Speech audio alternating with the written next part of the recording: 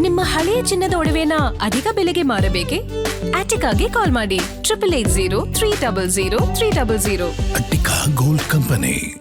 ತಾಯಿಯನ್ನ ಕಳೆದುಕೊಂಡಿರುವಂತ ನೋವಿನಲ್ಲಿ HD ರೇವಣ್ಣ ಅವರಿದ್ದಾರೆ. ನಾನು ಒಬ್ಬ ದೇವತೆಯನ್ನ ಕಳೆದುಕೊಂಡಿದ್ದೇನೆ. ತಾಯಿ ಕಳೆದುಕೊಂಡು ಭಾವುಕರಾಗಿದ್ದಾರೆ HD ರೇವಣ್ಣ. ನಮ್ಮ ಕುಟುಂಬ ಈ ಮಟ್ಟಕ್ಕೆ ಇದೆ ಅಂದ್ರೆ ಅದಕ್ಕೆ ಕಾರಣ ನಮ್ಮ ತಾಯಿ.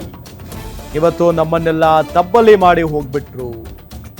ಗ್ಯಾರಂಟಿ ನ್ಯೂಸ್ ಬಳಿ ಕಣ್ಣೀರಿಟ್ಟಿದ್ದಾರೆ ಚನ್ನಮ್ಮ ಪುತ್ರ ರೇವಣ್ಣ. ಇನ್ನೇಂತೂ ತಾಯಿ ನಿಲ್ಲ ಅಂತ ಗೊತ್ತಾದಾಗ ಆಸ್ಪತ್ರೆಗೆ ಓಡೋಡ್ ಬಂದ್ರು. ಅದಾದ ನಂತರ ಕಣ್ಣೀರು ಹಾಕಿದ್ರು ಮಗುವಿನ ತರ. ಹಿಡ್ಕೊಂಡು ಬರ್ತಾ ಬರ್ತಾ ಅಳ್ತಾ ಇದ್ದಾರೆ ರೇವಣ್ಣ ಅವರು ಪಾಪ.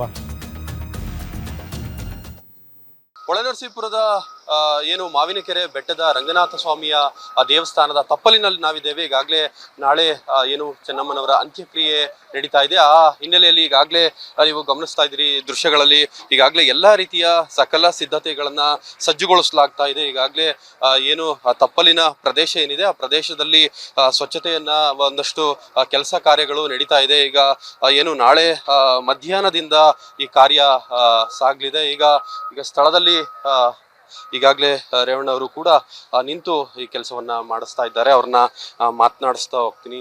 ಸರ್, ತಾಯಿಯವ್ರ ಜೊತೆ ತುಂಬಾ ಒಡನಾಟ ಅವರ ತುಂಬಾ ಹೆಚ್ಚು ಪ್ರೀತಿ ನಿಮ್ಮ ಮೇಲಿತ್ತು ಸರ್. ಈಗ ನಾಳೆ ಅಂತ್ಯಕ್ರಿಯೆ ಹೇಗಿರುತ್ತೆ? ಆಯ್ತು ಸರ್, ದೇವತೆ ಕಳ್ಕೊಂಡಿದ್ದೀನಿ, ಅದು ನೋಡೋದು ಬಿಡಿ ಸರ್. ಇವತ್ತು ಎಷ್ಟೋ ಕುಟುಂಬಕ್ಕೆ ಆಶೆ ಆಗಿದ್ರು. ನಮ್ಮ ಕುಟುಂಬ ಈ ಮಟ್ಟಕ್ಕೆ ಬರ್ಬೇಕಾದ್ರೆ ನಮ್ಮ ತಾಯಿ ಸರ್ ಇವತ್ತು ಏನು ಹೇಳೋದು ಗೊತ್ತಿಲ್ಲ ಸರ್. ನಮ್ಮನ್ನು ಬಿಟ್ಟು ತಬ್ಲಿ ಆಗಿದೆ ಸರ್. ದೇವತೆ ನಾಳೆ ಎಷ್ಟೊತ್ತಿಗೆ ಸರ್ ಅಂತ್ಯಕ್ರಿಯೆ ಹೇಗಿರುತ್ತೆ ಸರ್? 12ರಿಂದ 4 ಗಂಟೆವರೆಗೆ. 12ರಿಂದ 4 ಗಂಟೆವರೆಗೆ ನೀವೇ ನಿಂತು ಈ ಏನು ಕಾರ್ಯವನ್ನ ಮಾಡ್ತಾ ಇದ್ದೀರಿ. ತಾಯಿ ಮೇಲೆ ತುಂಬಾ ಪ್ರೀತಿ ನಿಮ್ಗೆ, ಹೇಗಿರುತ್ತೆ ಸರ್? ಹೇಳ್ತೀನಿ ಆಮೇಲೆ ಇವರು ಪಾಪುಣಿ ಎಲ್ಲ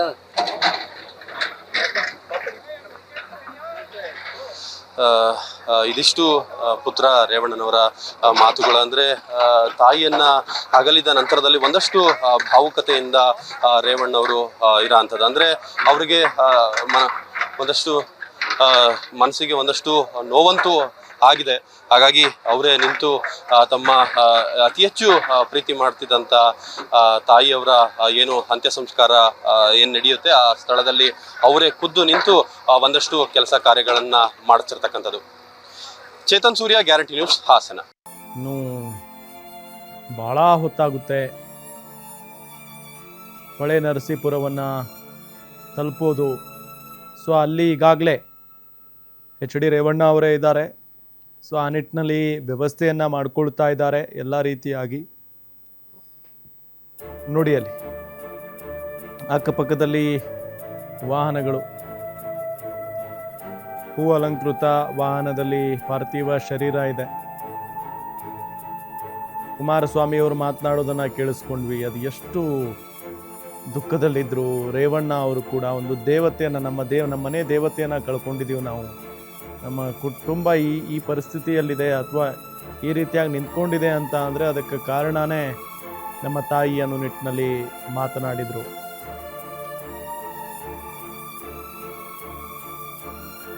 ಅದೇ ರೀತಿಯಾಗಿ HD ಕುಮಾರಸ್ವಾಮಿ ಅವರು ಕೂಡ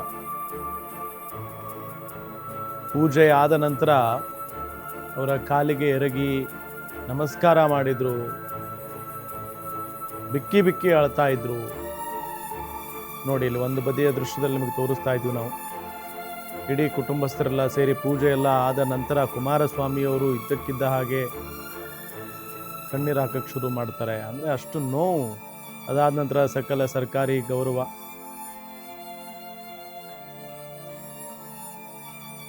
ನೋಡಿ ಇಲ್ಲಿ ಜನ ನಿಂತಿದ್ದಾರೆ. ರಸ್ತೆಯುದ್ದಕ್ಕೂ ಜನ ನಿಂತಿದ್ದಾರೆ ನೋಡಿ.